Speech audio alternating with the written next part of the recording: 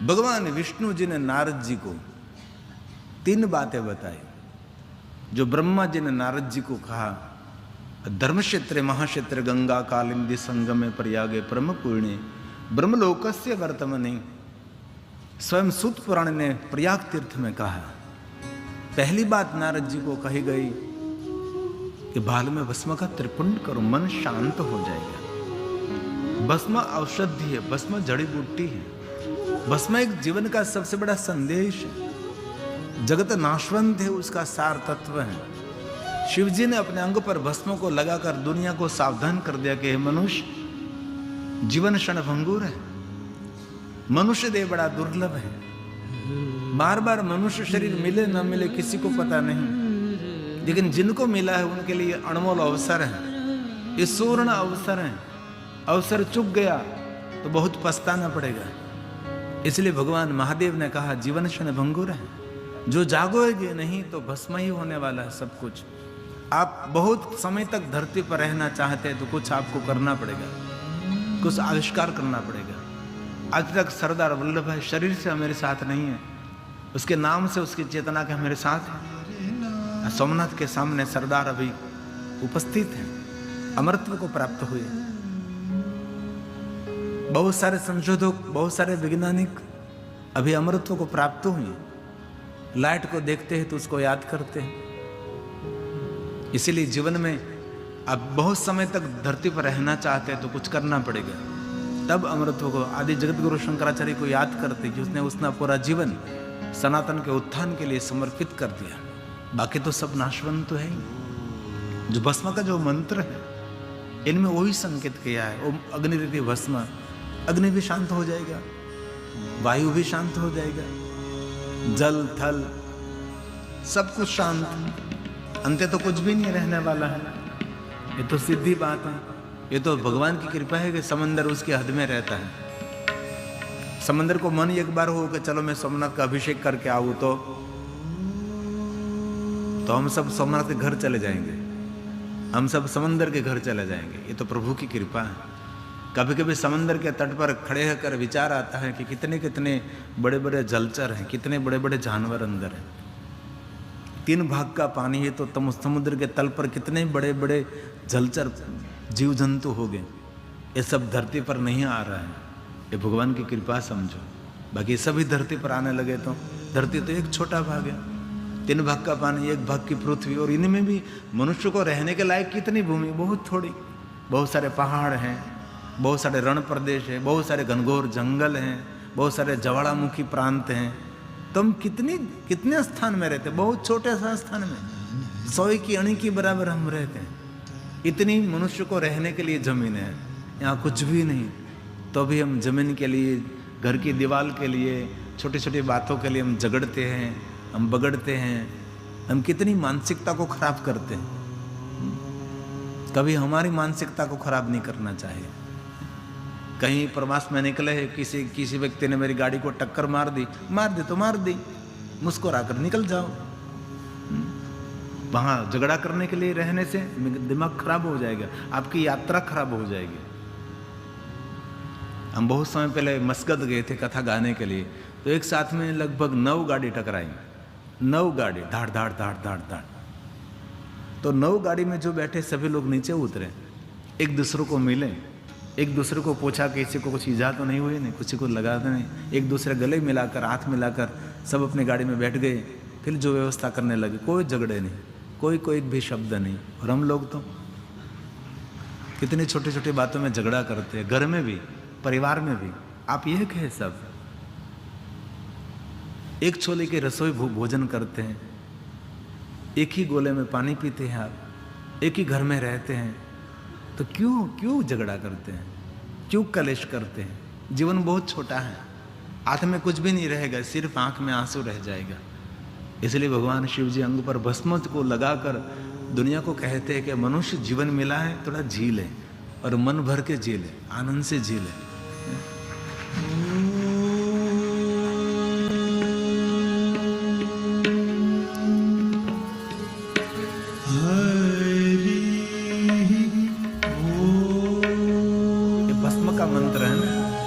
लगाते समय बोलना चाहिए, भस्म को बोलते चलो। अग्निरिति भस्म वायुरिति भस्म जलमिति भस्म सब कुछ नाशवंत है। स्थलमिति भस्म व्योमिति भस्म सर्वगुणो हवायुधं भस्म मनयितानि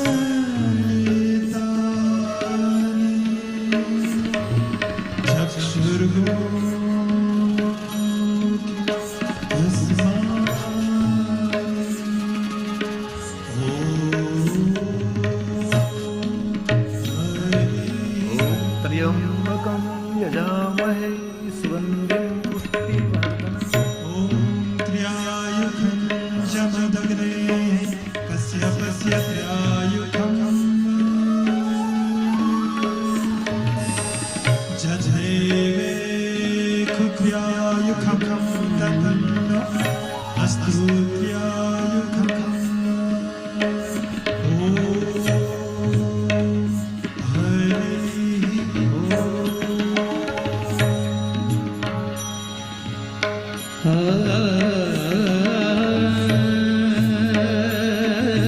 हे महादेव, हे महादेव, हे महादेव, हे महादेव, हे महादेव।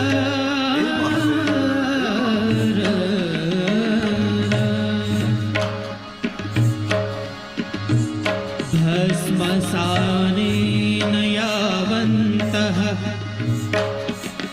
कनः स्वाङ्गे प्रतिष्ठितम्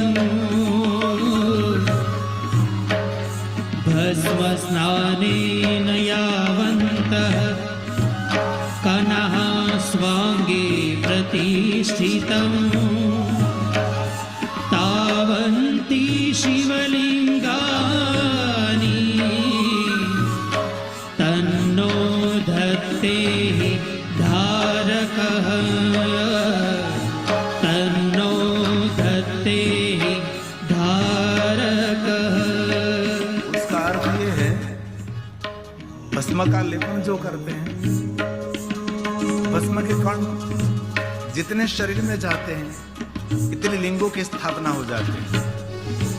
जब भी जो आपने श्लोक सुना है, भस्म का लेपन किया तो जितने भस्म कंकण आपके छिद्र में जाएंगे, भस्म कण, कितने लिंगों की स्थापना का फल मिलता है। इसलिए महात्मा लोग भस्म का स्नान करते हैं, भस्म से नहाते हैं। त्र्यायुखं जमदग्ने कश्यपस्य त्र्यायुखं जदेवे त्र्यायुखं तन्नो अस्तु त्र्यायुखम्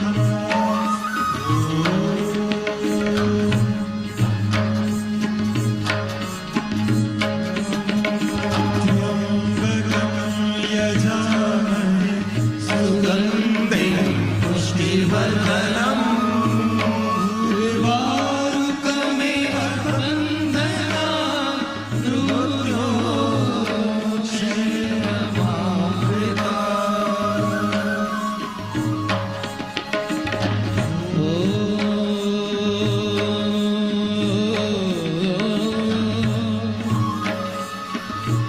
द्विविध भस्म सम्प्रोक्तम्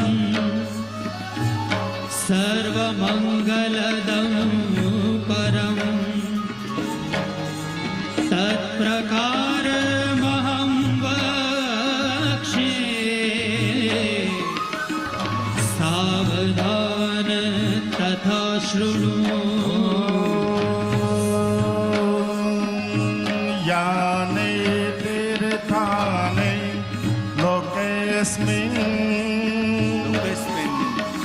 गङ्गाद्या सरिताश्रयः। जो कोई भस्म धारण करता है वो सप्त गंगाओं में स्नान का फल प्राप्त होता है। भस्म धारण करने मात्र से गंगा या सप्त गंगा। यानि तीर्थानि लोकेऽस्मिन् गङ्गाद्या सरिताश्रयः। स्नातो भवति सर्वत्र लला स्त्रीपुण्ड्रकं ललाटे स्त्रीपुण्ड्रकम्। हे महादेव, हे महादेव, हे महादेव,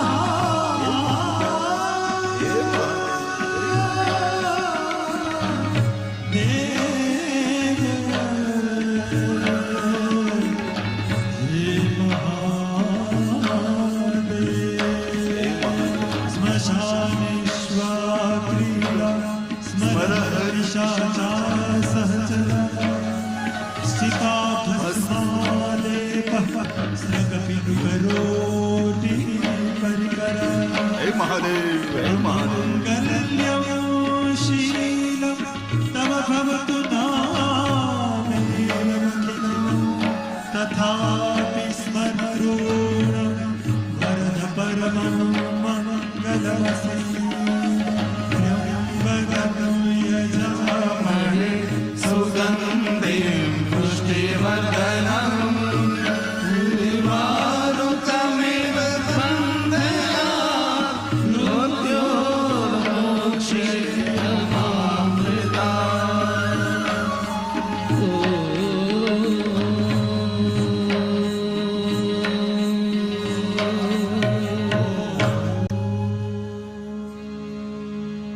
भगवान विष्णु जी ने नारद जी को शांत करने के लिए भस्म का लेपन करने के लिए कहा। और दूसरी बात कही, नारद पंचाक्षर मंत्र का जाप करे। सर्वश्रुति श्रुतम। मंत्र तो बहुत सारे मंत्र हैं।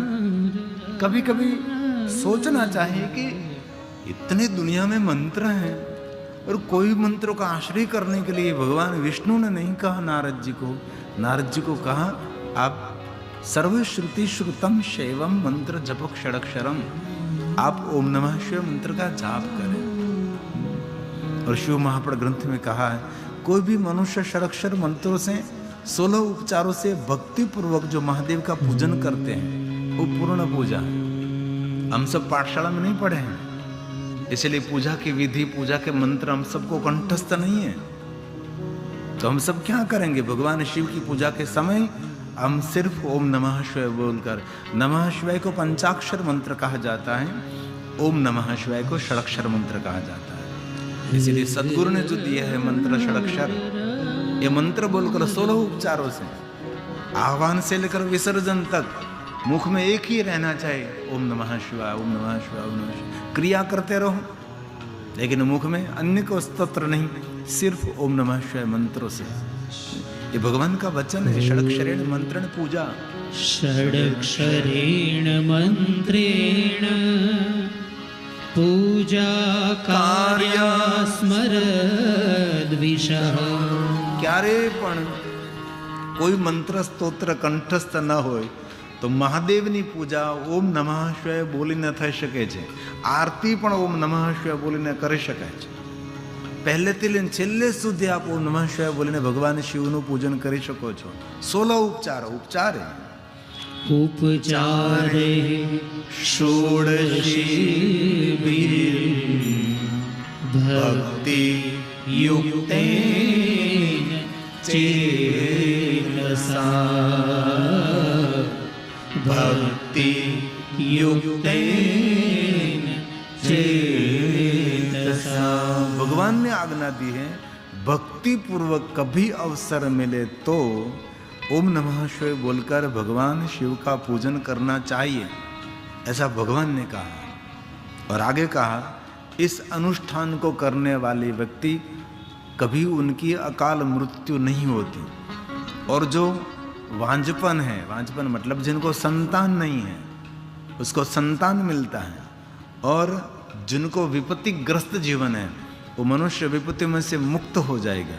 जिनके पास संपत्ति नहीं है उनको संपत्ति मिलेगी। संपत्ति है तो संपत्ति में वृद्धि होगी। लेकिन जो ओम नमः शिवाय मंत्र बोलकर भगवान शिव का पूजन करते हैं, इसलिए कभी मन छोटा नहीं करना है। कभी देवालय शिवालय में आपके घर में पार्थेश्वर महादेव का पूजन करते हैं, कोई स्तोत्र मंत्र कुछ भी कंठस्थ नहीं है, सिर्फ ओम नमः शिवाय बोलकर शिव का पूजन करते रहो। पुत्र हिनकर इच्छा कोई निश्चय शिव प्रसादते हो और संपत्ति की वृद्धि होगी। धन निर्धन को देत सदा है। एक श्लोक में सब कुछ कहा है। न काल मरणं तस्य, उसकी कभी अकाल मृत्यु नहीं होगी। ये तो बहुत बार शिव महापुराण ग्रंथ में कहा है, जो महादेव का भक्त है उसकी कभी अकाल मृत्यु नहीं होती। बहुत समय पहले मैं हमारे यशवंत भाई के वहां कोई यज्ञ था, यहाँ मुहूर्त लेने के लिए आने वाले आनंद की कथा का, अगले साल आनंद में भी कथा है, तो उसका मुहूर्त लेने के लिए आ रहे हैं अमेरिका से, सब इंग्लैंड से। तो उसके घर कोई यज्ञ था, तो ये ब्राह्मण जी आचार्य जी पूजा करा रहे थे, तो वो कह रहे थे कभी अकाल मृत्यु होती है नहीं, काल आता है तभी मृत्यु होती है। तो हमने कुछ तर्क नहीं किया, हमने सुन लिया। क्यों करे तर्क, किसी के साथ नहीं, कभी नहीं। सुन लीजिए, इसमें से कुछ तथ्य निकाले। लेकिन शिव महापुराण ग्रंथ में कहा है कि जो कोई ओम नमः शिवाय मंत्रों से महादेव का पूजन करते हैं उनकी कभी अकाल मृत्यु नहीं होती। ऐसा भगवान का वचन है। न काल मरणं न काल मरणं तस्य वन्द्यत् हरणं परम। कोई वांझपन हो, पुत्र और पुत्री नहीं है। वो तो विष्णु ने भी देवताओं को वचन दिया था कि जो कोई महादेव की भक्ति करते हैं निसंतान को संतान मिलता है। ऐसे बहुत सारे राजा महाराजों ने सोमेश्वर महादेव की उपासना की संतान के लिए, और बहुत सारे राजाओं का नाम भी सोम राजा रहा। और पहला जो स्वर्ण का मंदिर सोम राजा ने बनाया था, जो महादेव का परम भक्त रहा। हमारे समाज में सोमगिरी नाम रहता है, सोमगिरी नाम, सोमगिरी बुद्धगिरी ऐसे नाम रहते हैं। भगवान महादेव के भक्त रहते हैं। इसलिए कोई निसंतान दंपति है तो इधर उधर यहाँ वहाँ उसको भटकने की आवश्यकता नहीं है, महादेव की उपासना करें। और मैं एक दिल से बात कहता हूँ, जो जिन्होंने पहले से महादेव की उपासना की है ना, उसको संतान के लिए कहीं भटकना नहीं पड़ेगा। पहले से जो की है, पहले से आपका जो मकान आपको सुरक्षित रखना चाहते हैं तो नींव की ईंट मजबूत होनी चाहिए ना। गुजराती में कहूँ तो पायो मजबूत हो तो घर આપણું સુરક્ષિત રહે ને, પાયો જ આપણો નબળો હોય તો ઘર સુરક્ષિત કેવી રીતે રહે।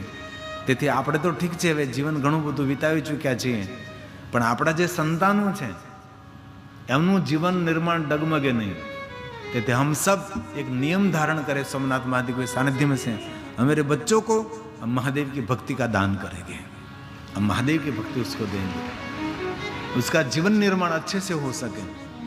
उसमें ज़्यादा कुछ सिखाना नहीं है, सिर्फ ओम नमः शिवाय मंत्र ही देना है, तो उसके जीवन में समय समय पर भगवान शिव सब कुछ देता रहेगा। ये भगवान का वचन है। सर्वा आपत्ति करम। आपत्ति का निवारण होता है ओम नमः शिवाय मंत्रों से। कभी कोई जीवन में ऐसी उद्वेग हो रहा है और कोई विपत्ति आने वाली है तो इस मंत्र की संख्या बढ़ा दीजिए। 10 माला करते हैं तो 100 कर दीजिए। ऐसा आपको अंदर से कोई आवाज आ रही है, कुछ अहित होने वाला है, आत्मा को पहले पता लग जाता है। अरे कभी कभी हम बोलते भी कुछ कहीं ठीक नहीं लग रहा है, कुछ अनहोनी होने वाले हैं, कुछ ना कुछ होने वाला है, कभी ठीक नहीं लग रहा है, कहीं जगह पर मन नहीं लग रहा है, खाना सोना कुछ भी नहीं अच्छा लग रहा है, क्यों, कुछ होने वाला है। तब क्या करेंगे, ओम नमः शिवाय मंत्रों की संख्या बढ़ा दीजिए। 10 माला कर दी, 20 कर दी, 20 करते 40 कर दिए, 100 कर दीजिए। आधे घंटे बैठते तो 1 घंटा बैठ जाइए। कभी ऐसे अंदर से कुछ एहसास होता है तो उसके लिए कोई औषधि नहीं, वही उनकी औषधि है। आपत्ति निवारक औषधि जिनको कही जाती है, भगवान शिव जी का नाम ओम नमः शिवाय का मंत्र है। कोई भी ऐसे उद्वेग में फंसा है तो उसको भी मार्गदर्शन करे कि भाई और कुछ करने की आवश्यकता नहीं है, सिर्फ ओम नमः शिवाय मंत्र का जाप करने लग। इतने मंत्र जाप कर, इतने मंत्र जाप कर, आपत्ति विपत्ति सब हट जाए, सब दूर हो जाए।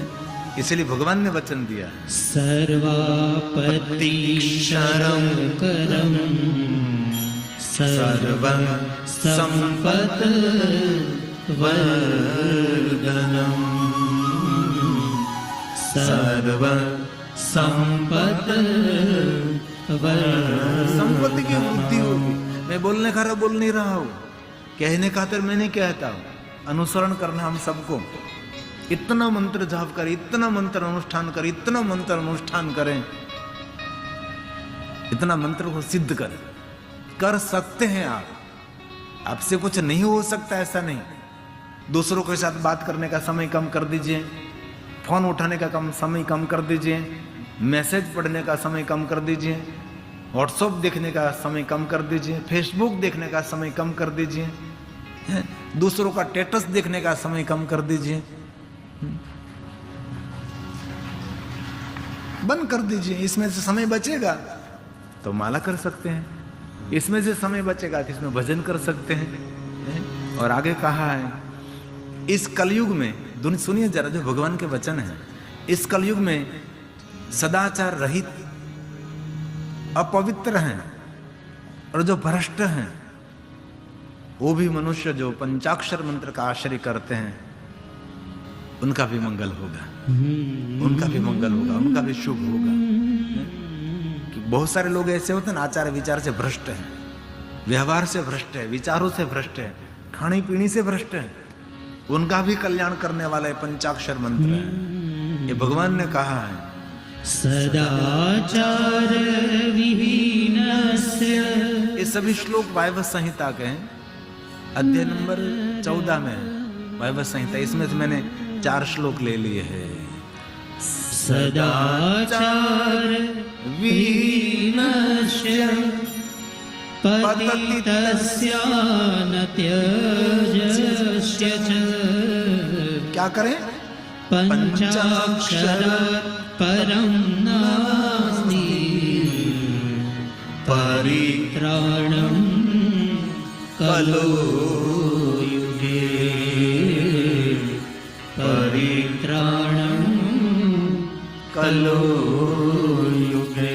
इसलिए कलयुग के अंदर आप पंचाक्षर मंत्र का जाप करें। और दूसरी बात, किसी के मन में संशय रहा होगा कि पंचाक्षर मंत्र और षडाक्षर मंत्र में क्या फर्क है, तो नमः शिवाय को हम पंचाक्षर मंत्र कहते हैं, ओम नमः शिवाय को हम षडाक्षर मंत्र कहते हैं। जो आपने सदगुरु के मुख से मंत्र ग्रहण किया है तो आप ओम नमः शिवाय मंत्र का जाप करें। लेकिन सदगुरु के मुख से आपने ये मंत्र नहीं ग्रहण किया है तो आप नमः शिवाय बोले। दोनों की फलश्रुति समान है, दोनों को पुण्य भी समान है। ऐसा नहीं कि ओम नमः शिवाय बोलने से ज्यादा पुण्य मिलेगा, लेकिन ओम से कोई ऊर्जा मेरे शरीर में प्रकट होती है। नमः शिवाय बोले समान ही पुण्य मिलता है। इसलिए आगे कहा जो आचार विहीन है, जो भ्रष्ट हैं, चलते चलते भी इस मंत्र का जाप करें तो भी मंत्र सुख देता है। अपनी इच्छा अनुसार जो अथवा काम करते करते समय पवित्र अवस्था में, अपवित्र अवस्था में, ये मंत्र कभी व्यर्थ नहीं होता। मैं निरंतर बोलता रहता हूं ना, हालता चालता बैसता उठता खाता पीता उगता जागता, घर में वन में शमशान में, पवित्र अवस्था में अपवित्र अवस्था में, कहीं भी अवस्था में ये मंत्र कभी व्यर्थ नहीं होता। ये मंत्र हमेशा सुखद फल देता है। इसलिए हम शुरू तो करें सोमनाथ से, ओम नमः शिवाय, ओम नमः शिवाय, ओम नमः शिवाय। कभी दूसरा विचार करने का समय आपके पास नहीं रहेगा। एक सप्ताह में आपको पता लगेगा कुछ नहीं नवनीकरण हो रहा है। 3 सप्ताह में आपको ऐसा फल दिखाई देगा, और 3 महीने में कुछ और नया दिखाई देगा, और 6 मास में तो आप दुनिया से अलग हो जाओगे, दुनिया से अलग आप चमकीले हो जाओगे। जो व्यक्ति आपके साथ व्यवहार नहीं करता वो भी आपके सामने आएगा व्यवहार करने के लिए। आपके साथ कोई बोलने का व्यवहार नहीं रखता, 6 महीने में ये भी आपके पास आने लगता है। शरीर में कोई ऐसे भयानक रोग है तो 6 मास में रोग में से भी मुक्ति मिलेगी। ये मंत्र में अद्भुत शक्ति है। जो मैं बोलता वालता चलता व्यस्ता उठता ये श्लोक है, उसका मैंने भाषांतर करके मैंने इतना बोलता रहता हूँ। गच्छति गच्छत तिष्ठतो वापि स्वेच्छया कर्म कुर्वतः। काम करते करते समय अशुचैव सुचैवापि मंत्रोऽयं न च निष्फलः। कभी निष्फल नहीं जाता। मंत्रोऽयं न च निष्फलः। ये मंत्र कभी निष्फल नहीं जाता। और अब 2 श्लोक रहे बाकी। ये शिव रहस्यम ग्रंथ तमिली ग्रंथों में से मैंने लिया है। जो कोई मनुष्य बिल्वपत्र का मंत्र बोलकर भगवान महादेव को बिल्वपत्र चढ़ाता है, हम बिल्वपत्र चढ़ाने का मंत्र बोलते हैं ना, बिल्वाष्टक का जो पहली पूरा बिल्वाष्टक है, लेकिन जो पहली पंक्ति हम बोलते हैं, हम सबको कंठस्थ है। चलो मन ही मन सोमनाथ महादेव को बिल्वपत्र अर्पण करेंगे, हम साथ में गाएंगे। आशा रखता हूं सभी शिव भक्तों को ये मुखपाठ है, पूरा बिल्वाष्टक नहीं, लेकिन एक पंक्ति पहले जो नित्य बोलते हैं।